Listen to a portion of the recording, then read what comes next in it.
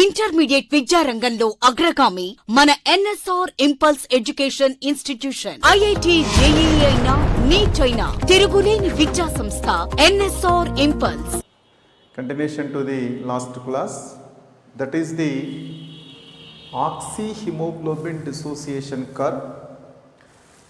Means by taking the hemoglobin saturation percent on y-axis, partial pressure of oxygen on x-axis, if we can plot a curve, then that is said to be as the oxyhemoglobin dissociation curve.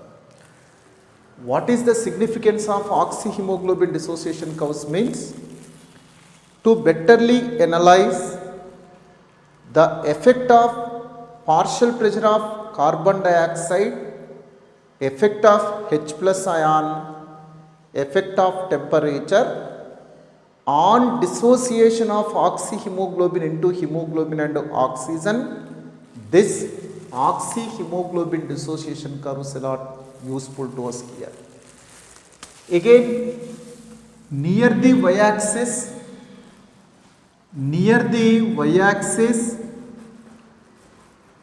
high PO2, low PCO2, low H plus, high pH,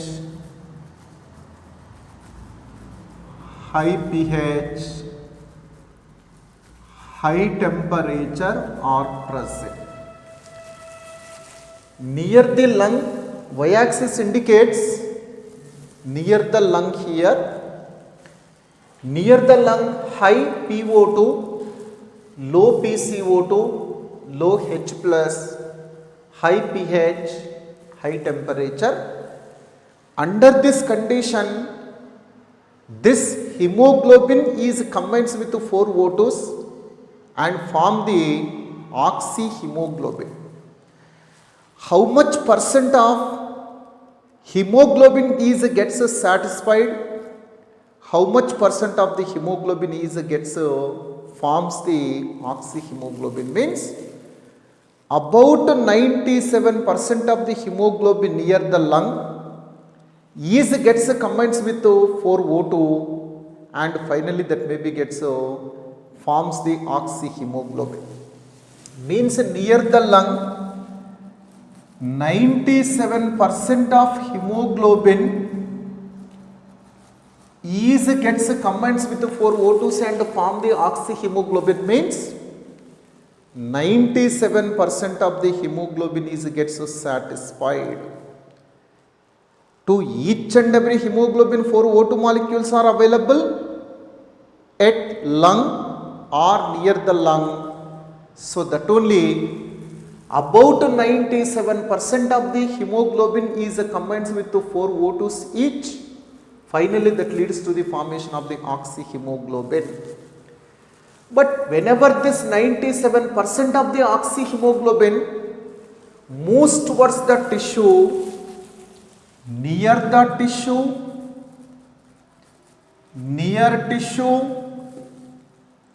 all these conditions are completely opposite.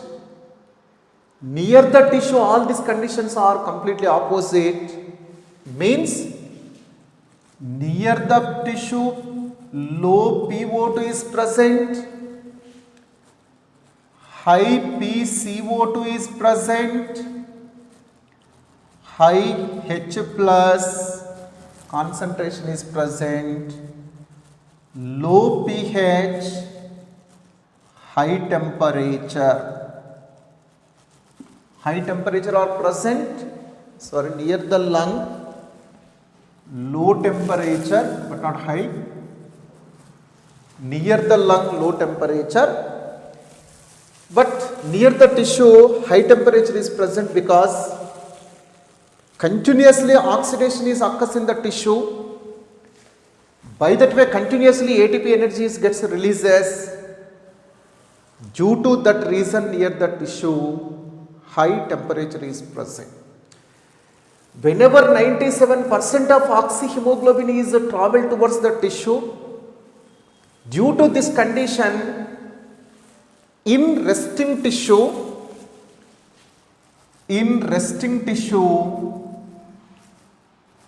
of 97% of oxyhemoglobin, specifically if 97% of the oxyhemoglobin, if it is reaches to the resting tissue, near the resting tissue of 97% of oxyhemoglobin, 22% of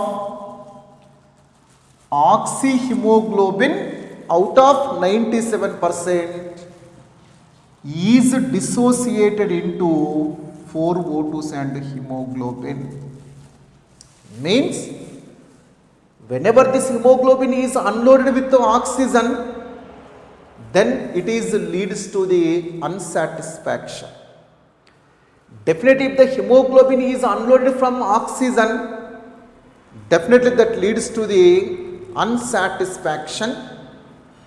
Means about 97% of oxyhemoglobin, 22% of hemoglobin is unsaturated by releasing oxygen to the tissue. Then after, how much percent of hemoglobin is with fully satisfaction? After unloading of 22% of oxyhemoglobin into oxygen and hemoglobin, then after in the resting tissue, how much percent of hemoglobin is with the saturation? Means 97 minus 22.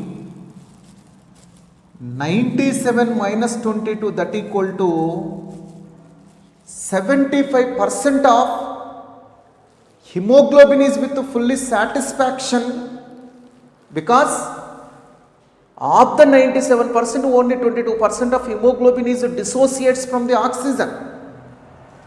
Rest of 97% of hemoglobin, rest of 75% of hemoglobin is with the oxyhemoglobin state, that is with 100% satisfaction. So that only 75% of HbO2 taken for is with 100% satisfaction. Similarly, instead of resting tissue, if this 97% of oxyhemoglobin is reaches to skeletal muscle, instead of resting tissue, if 97% of oxyhemoglobin which is formed near the tissue, near the lung, if 97% of oxyhemoglobin which is gets formed near the lung, if it is reaches to skeletal muscle, instead of resting tissue, skeletal muscle continuously undergoes the exercise. Skeletal muscles always remains more active, so that only that kind of the skeletal muscles continuously require the oxygen. So that only in the skeletal muscle about 62% of oxyhemoglobin is dissociated into hemoglobin and 4O2. Instead of 22% of oxyhemoglobin dissociation, in skeletal muscle 62% of oxyhemoglobin is dissociated into hemoglobin and 4O2. Then after, means out of 97% of oxyhemoglobin, 62% of oxyhemoglobin is gets dissociated into hemoglobin and oxygen. Then after, how much percent of hemoglobin is with the fully satisfaction in state? How much percent of hemoglobin is in the form of the oxyhemoglobin state? Means 97 minus 62, that equal to 35%. 35% of hemoglobin is in 100% satisfaction, means that is in the form of the oxyhemoglobin state. Definitely 100% hemoglobin whenever it is gets satisfied means whenever it is in the form of the oxyhemoglobin state. Whenever it is with the oxyhemoglobin state, then only we can say that is with the satisfaction. So in this case, in the skeletal muscle, 35% of hemoglobin is in the form of the oxyhemoglobin state. So that only in skeletal muscle, hemoglobin saturation percent is 35. In resting tissue, hemoglobin saturation percent is 75%. 75% of hemoglobin in resting tissue is as it easily appears in the form of the oxyhemoglobin state.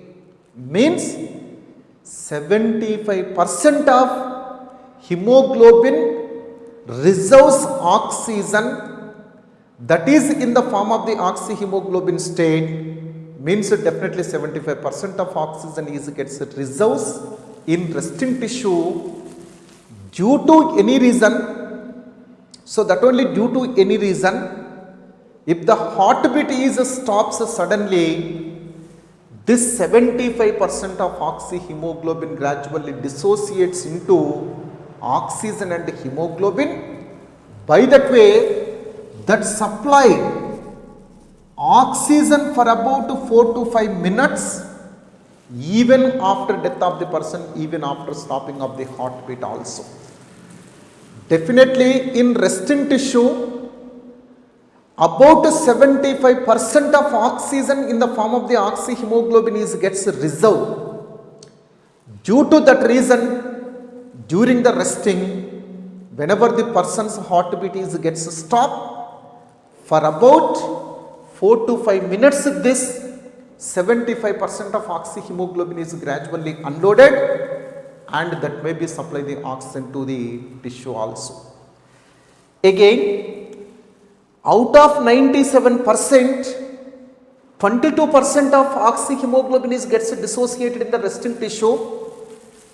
Of the 97%, 22% is equals to 1/4, 1/5, rest of 4/5 of oxyhemoglobin is in the form of the reserved state.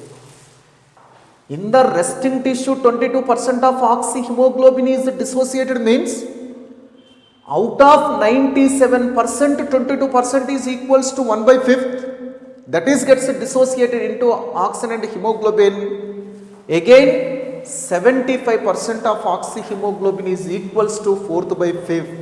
That is in the form of the reserved state. That 75% of the oxyhemoglobin in the resting tissue is in the reserved state. Again, definitely here important NEET examination questions are very important NEET examination questions. So first question is that what is the hemoglobin saturation percent in the resting tissue? What is the hemoglobin unsaturation percent in the resting tissue? What is the hemoglobin saturation percent in the skeletal muscle? What is the hemoglobin unsaturation percent in the skeletal muscle? Means definitely to attempt these questions, definitely we have to observe a table. What is that means? Name of tissue, second PO2, third hemoglobin saturation percent, fourth one is hemoglobin unsaturation percent. Unsaturation percent. So first, oxygenated blood. First tissue, oxygenated blood.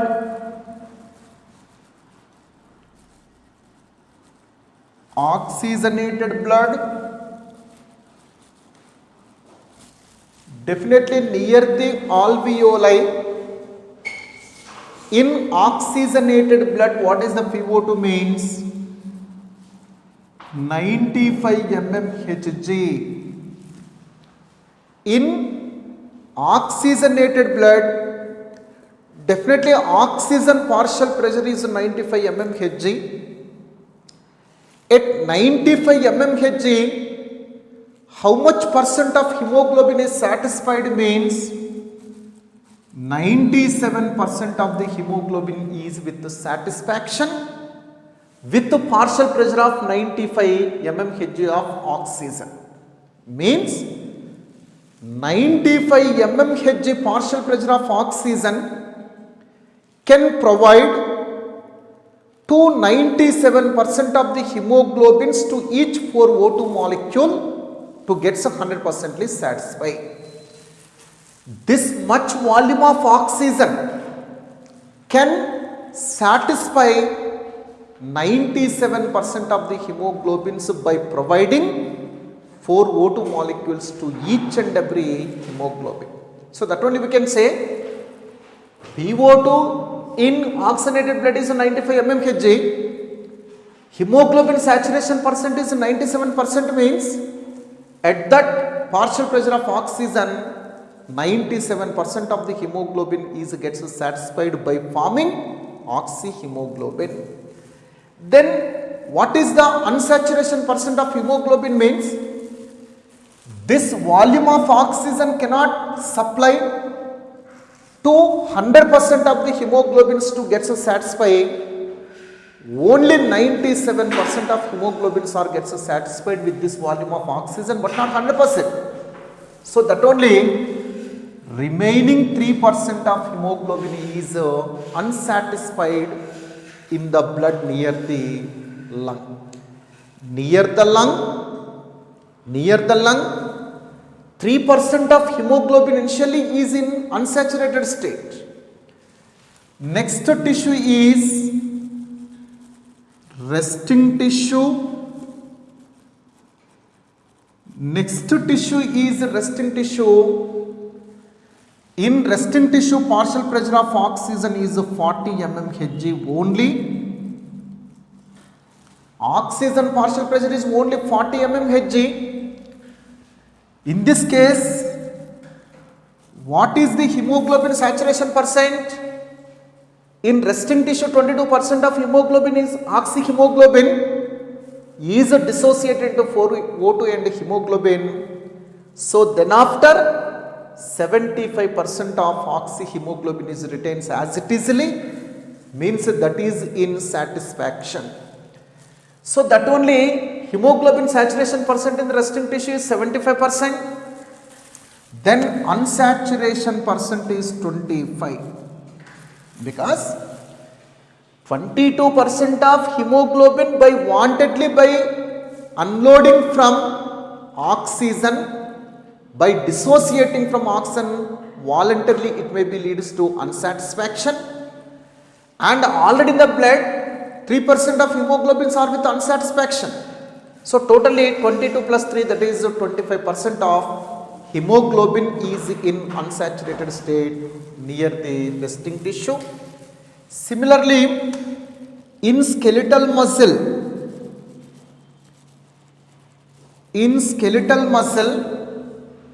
what is the partial pressure of oxygen means? 20 mmHg is partial pressure of oxygen.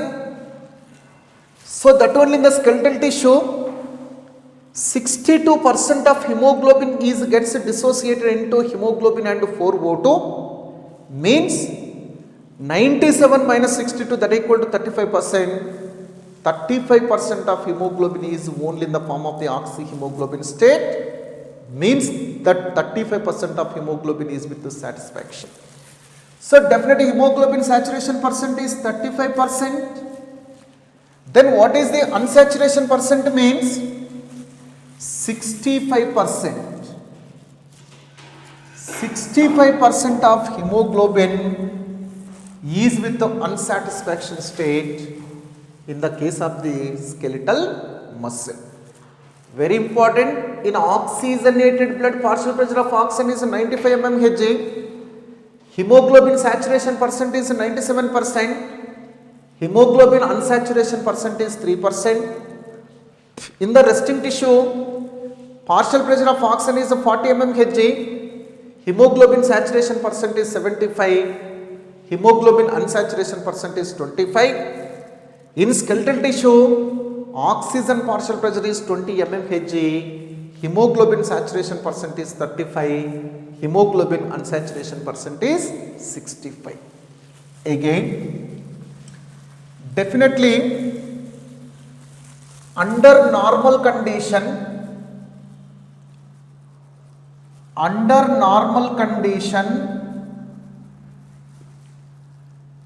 how much amount of oxygen can be carried towards the tissue by the oxygenated blood means 100 ml of blood can carry 20 ml of oxygen towards the tissue, but 20 ml of O2 20 is not gets delivered into the tissue. Out of 20 ml may not be gets supplied to the tissue. Only of this 5 ml of O2 is supplied to the tissue.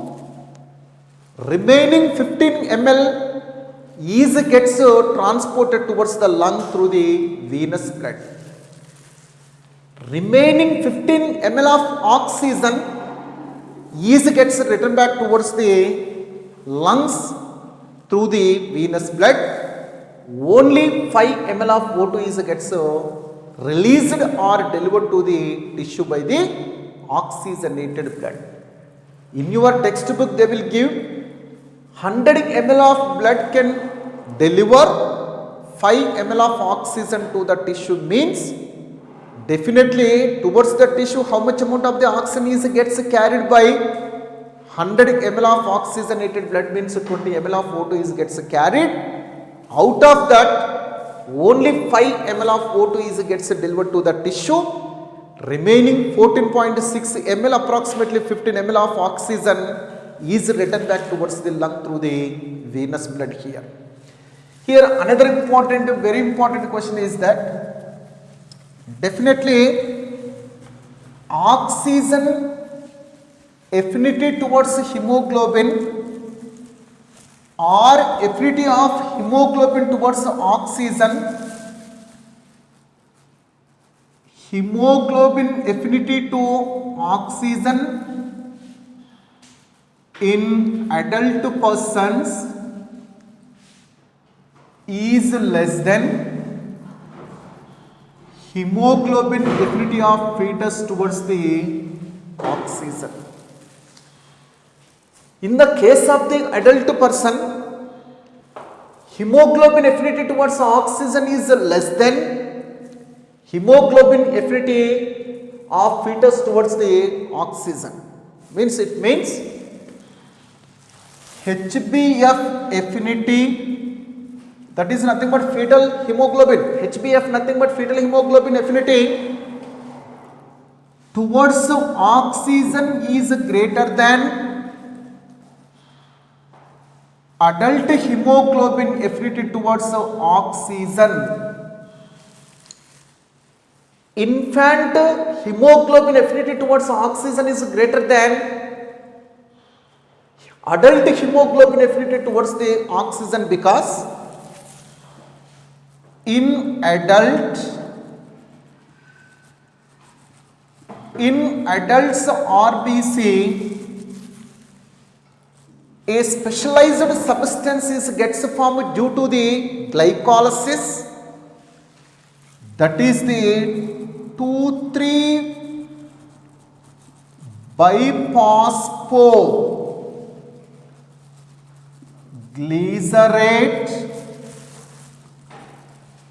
2,3-biphosphoglycerate, formerly it is called as the 2,3-diphosphoglycerate. Recently it is renamed as the 2,3-biphosphoglycerate. This 2,3-biphosphoglycerate always decreases the affinity of hemoglobin towards the oxygen. Definitely in the case of the adult person, in RBC during the glycolysis, 2,3-biphosphoglycerate gets formed in higher amount. Definitely that decreases affinity of hemoglobin towards the oxygen. But in the case of the fetal RBC, 2,3-biphosphoglycerate formation is less in quantity. 2,3-biphosphoglycerate is formed less in quantity. In fetus, in RBC, during the glycolysis, 2,3-biphosphoglycerate formation is low in quantity. So that only this fetal hemoglobin affinity towards oxygen is greater than adult hemoglobin affinity towards oxygen. This is the transport of oxygen. Next one is the transport of O2. Next to transport of CO2, transport of carbon dioxide. Then in how many ways, in what way this carbon dioxide is transported from the tissue towards the lung? In how many ways CO2 can be transported from the tissue towards the lung for its expulsion means? In 3 ways it gets transported from the tissue to the lung. One is as in dissolved state or in dissolved form. Second one is the as carbamino compound, as carbamino compound form. Third one is the as bicarbonate state or form. So definitely in 3 forms carbon dioxide is transported from the tissue towards the lung for its expulsion. One is in dissolved state, second as carbamino compound state, third as bicarbonate state. How much percent of carbon dioxide can be transported from the tissue to the lung as the dissolved state means about 7% of carbon dioxide can be transported as dissolved state as physical solution. Definitely CO2 dissolving capacity is for about 20 to 25% is greater than oxygen. So that only about 7% of CO2 can be transported towards the lung from the tissue in the form of the dissolved state as the physical solution.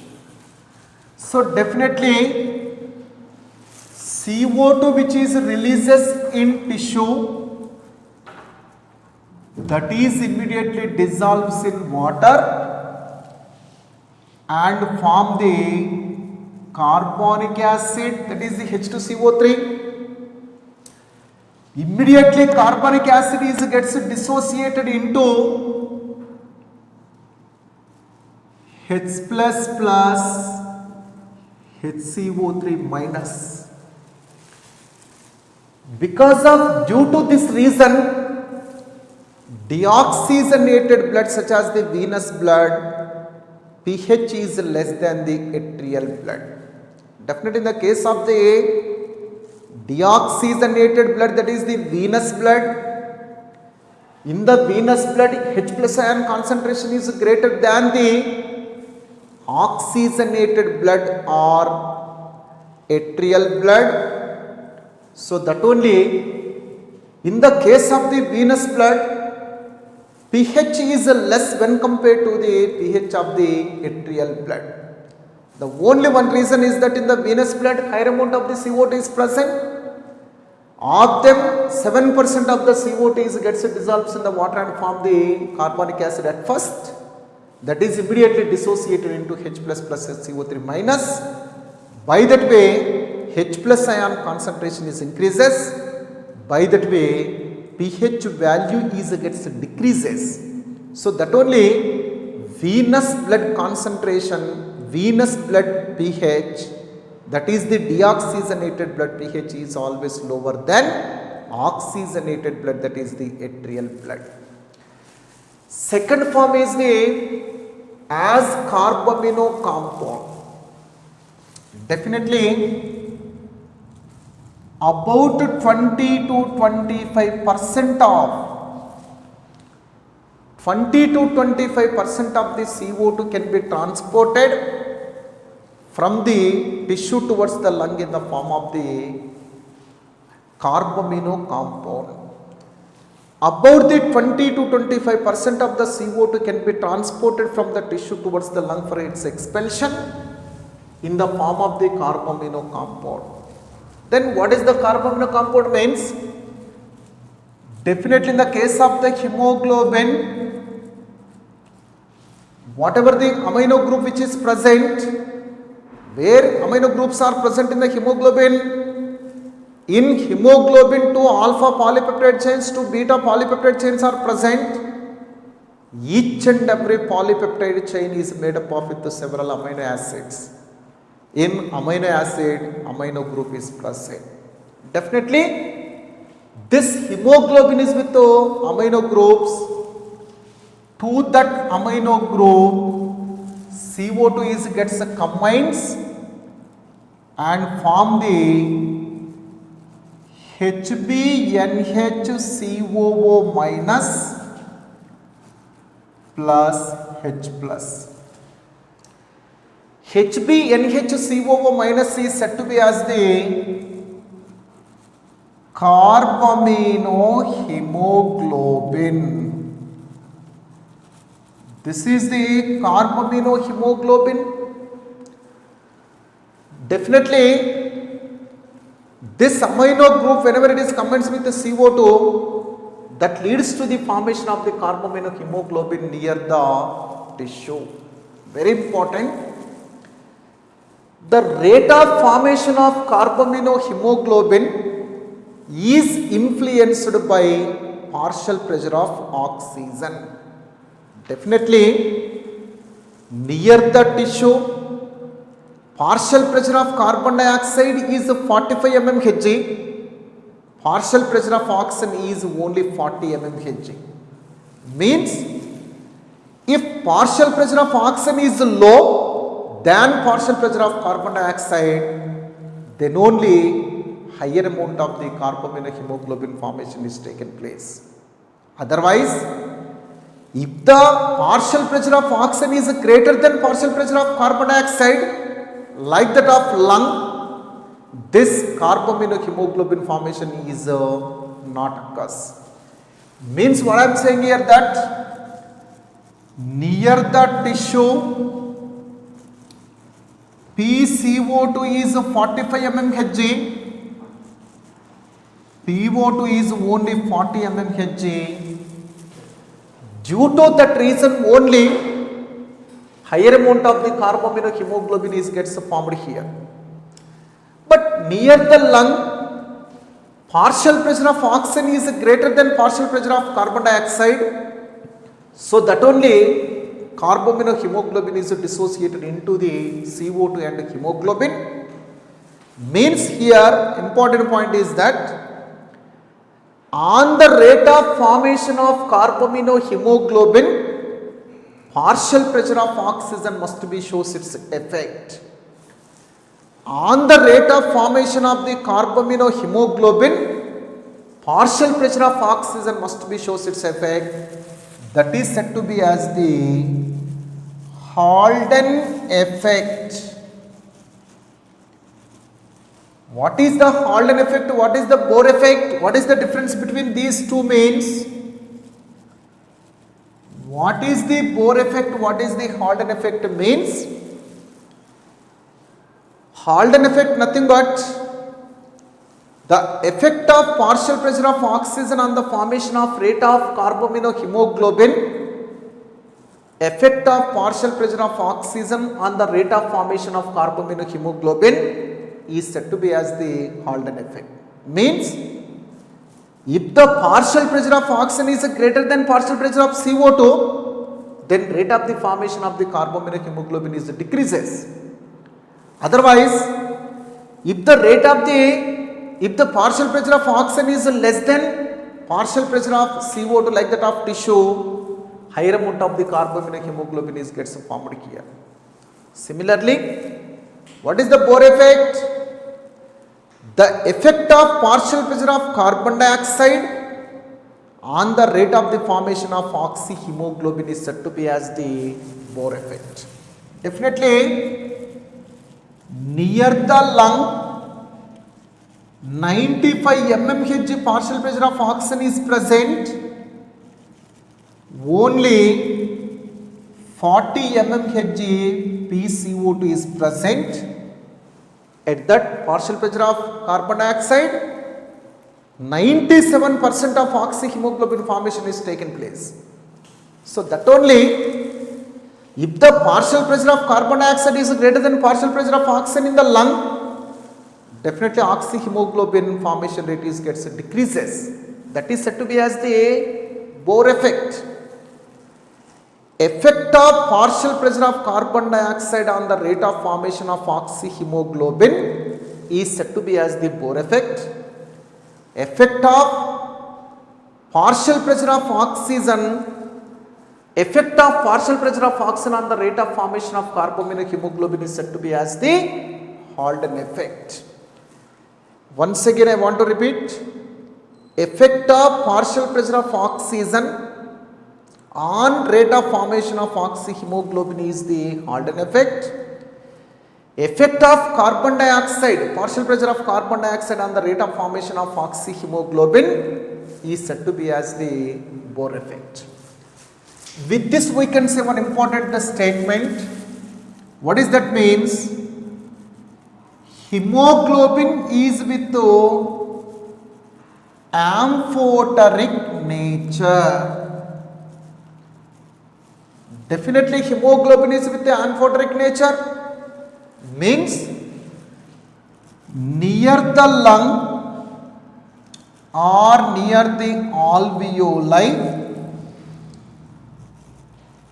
PO2 is 95 mmHg, PCO2 is only 40 mmHg. So that only near the alveoli, hemoglobin tends to combine with the oxygen to form the oxyhemoglobin. But near the tissue, PCO2 is greater than PO2. So that only near the tissue, hemoglobin tends to combine with the carbon dioxide but not the oxygen. Means hemoglobin always tends to combine with respiratory gas which is with the highest partial pressure. Near the tissue, oxygen partial pressure is greater than carbon dioxide. So that only hemoglobin is combines with the oxygen near the lung. Near the lung, hemoglobin tends to combine with oxygen because near the lung, oxygen partial pressure is greater than carbon dioxide. But near the tissue, hemoglobin tends to combine with carbon dioxide but not with the oxygen because near the tissue, partial pressure of carbon dioxide is greater than partial pressure of oxygen. In that way, hemoglobin always tends to combine with the respiratory gas which is with the highest partial pressure. That nature is said to be as the amphoteric nature. Again, third one is that as bicarbonate form. Third form of transportation of the CO2 is as bicarbonate. As bicarbonate state or bicarbonate form, about 70% of CO2 can be transported from the tissue towards the lung as the bicarbonate state. Then how that kind of the carbon dioxide is transported as the bicarbonate state means, just assume this is the RBC, this is the RBC, again from the tissue, this is the blood plasma, this is the RBC here. So definitely whenever the CO2 from the tissue, CO2 is at first releases into the blood plasma, from where very fastly that is diffuses into RBC. Why the CO2 may not be gets dissolves in the blood plasma very fastly? Why the CO2 can be dissolves in the RBC very fastly means, it is believed that CO2 can be 5,000 times greater dissolving in nature in RBC when compared to the blood plasma. Definitely for about 5,000 times fastly CO2 can be dissolved in the RBC than the blood plasma, because in CO2 a specialized enzyme is present. In RBC a specialized enzyme is present that is said to be as the carbonic anhydrase. This is with zinc as the metal. Zinc containing carbonic anhydrase is present in highest quantity in the RBC. It's also present in the case of the blood plasma. Its concentration is 5,000 times greater in RBC when compared to the blood plasma. Due to that reason only CO2 can be dissolved for about 5,000 times greater than its blood plasma in RBC. Carbonic anhydrase is highest in concentration in RBC. Its concentration is for about 5,000 times greater in RBC than blood plasma. Due to that reason, highest amount of the carbon dioxide is very fastly gets dissolved in the RBC. Inside of RBC, this CO2 is combines with water, means that dissolves in the water and form the H2CO3, that is the carbonic acid. In the presence of Ca, carbonic anhydrase, this CO2 is combines with water, means that dissolves in the water of RBC and form the carbonic acid. This carbonic acid is immediately dissociated into H++ HCO3 minus. HCO3 minus, that is the bicarbonate. At this time, definitely this RBC came from lung. On arrival of this RBC, so inside of RBC, H2CO3 is immediately dissociated into H+ and HCO3 minus. At this time, This RBC came from lung towards the tissue. With the arrival of this RBC from the lung to the tissue, CO2 is immediately diffuses into RBC. Immediately that is gets dissolves in water and form the carbonic acid. Immediately that is dissociated into H plus HCO3 minus. At this stage, as H plus ion concentration is increases inside of RBC, definitely to neutralize that kind of the H plus ion concentration, hemoglobin which is in oxyhemoglobin state, definitely from the lung, whenever the RBC reaches towards the tissue, definitely hemoglobin is in the form of the oxyhemoglobin state inside of RBC. As H plus ion concentration is increases inside of RBC, there may be chances to decrease the pH of blood. To stop that change of pH of blood, definitely oxyhemoglobin is dissociated into hemoglobin and oxygen. It is dissociated into hemoglobin and oxygen. This oxygen is supplied to the tissue. Definitely this, as H plus ion concentration is increases inside of RBC, oxyhemoglobin is dissociated into Hb minus and 4O2. 4O2 thus supplied to the tissue. This H plus is combines with Hb minus and form the HHB. That is the hemoglobinic acid. Means, why the hemoglobin is combines with H plus means to stop the change of the pH of the blood by increasing acidity. To neutralize this H plus ion concentration, to stop the H plus ion concentration, to maintain the constant pH of the blood, definitely hemoglobin is combines with H plus and form the hemoglobinic acid, that is the HHB, or this also called as the acid hemoglobin.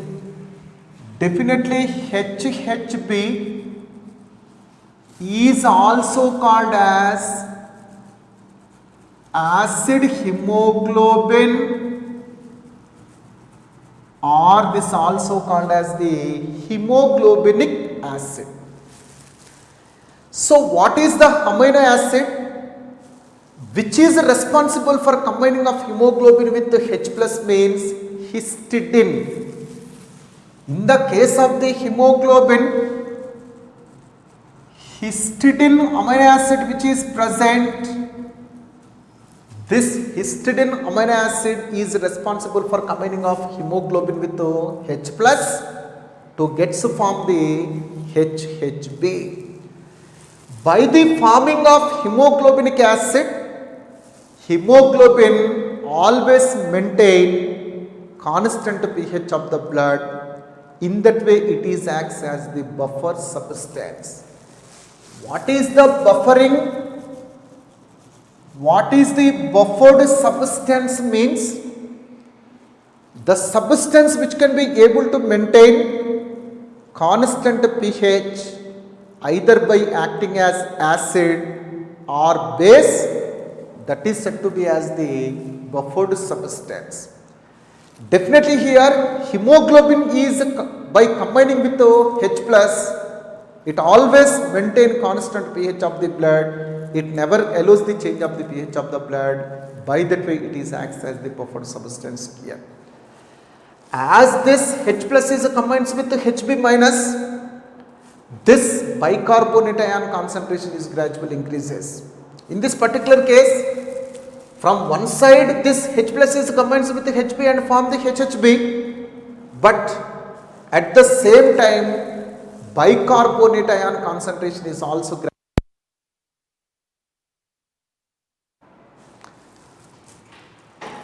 as bicarbonate ion concentration is increases inside of RBC, definitely plasma membrane of RBC allows outward movement of the HCO3 minus from the RBC into the blood plasma.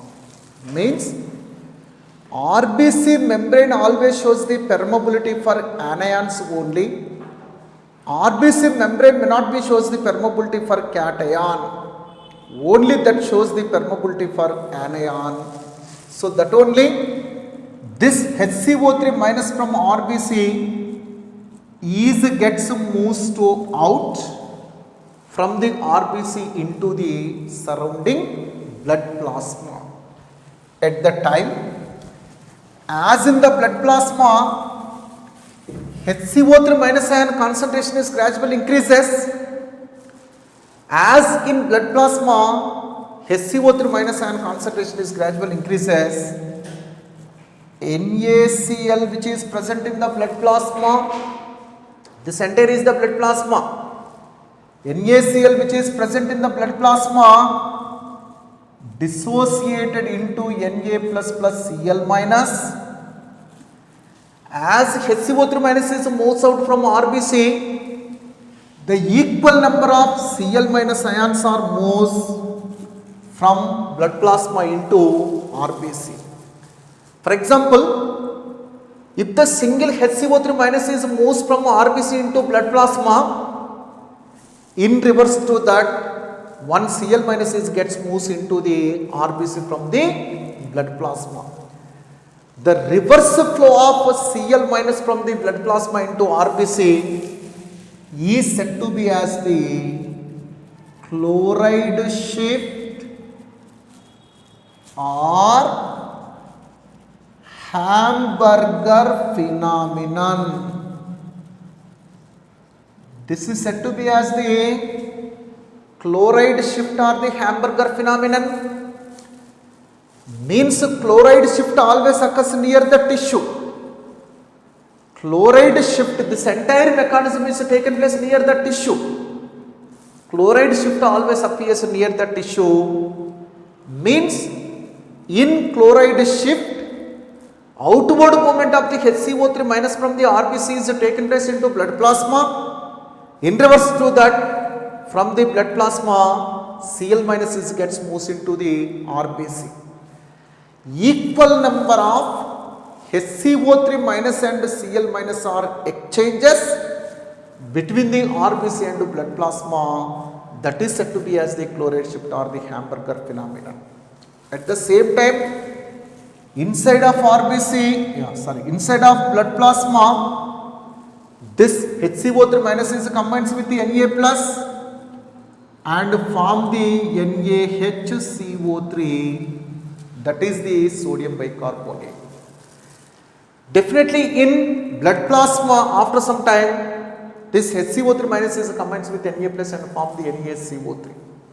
In this state, this entire setup gets traveled. This entire setup means definitely in the RBC HHB is present. In RBC hemoglobinic acid is present. Again in blood plasma NaCO3 is present near the tissue. This entire setup is traveled towards the lung. Definitely near the lung, all these reactions are occurs in a reverse way. All these reactions are occurs in the reverse way near the lung. Whenever this RBC which is with rich hemoglobinic acid is reaches to lung, near the lung definitely due to the presence of higher partial pressure of oxygen, near the lung due to the presence of higher partial pressure of oxygen, at first hemoglobinic acid is dissociated into hemoglobin and H plus. With the arrival of this RBC to the lung, inside of lung whatever the hemoglobinic acid which is present, that is dissociated into H plus and HB minus. This Hb minus immediately combines with 4 O2s and form the HbO2 taken pour. Means in the presence of higher partial pressure of oxygen near the lung, hemoglobin immediately dissociated from the H plus and combines with 4O2 and form the oxyhemoglobin. As the H plus ion concentration is increases inside of RBC, NaHCO3 which is present in the blood plasma is dissociated into HCO3 minus and Na plus. NaHCO3 which is present in the blood plasma is immediately dissociated into HCO3 minus and Na plus. Then HCO3 minus starts to move into RBC from the blood plasma. This is the RBC, this is the blood plasma. Definitely as the H plus ion concentration is increases inside of RBC near the lung, NaHCO3 which is present in the blood plasma is dissociated into HCO3 minus and Na plus. Immediately HCO3 minus moves into RBC. In return to that, Cl minus which is present inside of RBC, that Cl minus tends to move out into the RBC near the Cl minus gets moves out from the RBC into the blood plasma. Definitely Cl minus outward movement is taken place near the lung from the RBC into blood plasma. This is said to be as the reverse chloride shift. This is said to be as the reverse chloride shift.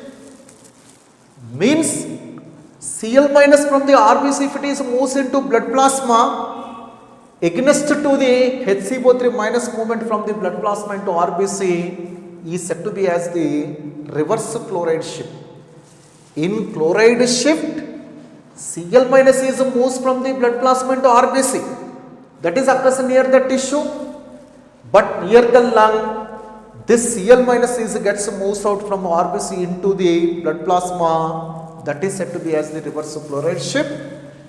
This Cl minus immediately combines with the Na plus and finally form the NaCl again. Na plus combines with the Cl minus and form the NaCl in the blood plasma. This HCO3 minus which is moves into the RBC from the blood plasma is combines with the H plus and form the H2CO3. This H2CO3 is again dissociated into CO2 and H2O.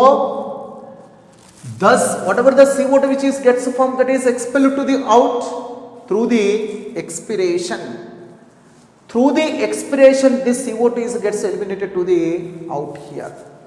In that way, definitely 70% of the CO2 can be transported from the tissue towards the lung in the form of the sodium bicarbonate. In the form of the sodium bicarbonate, about 70% of the CO2 can be transported.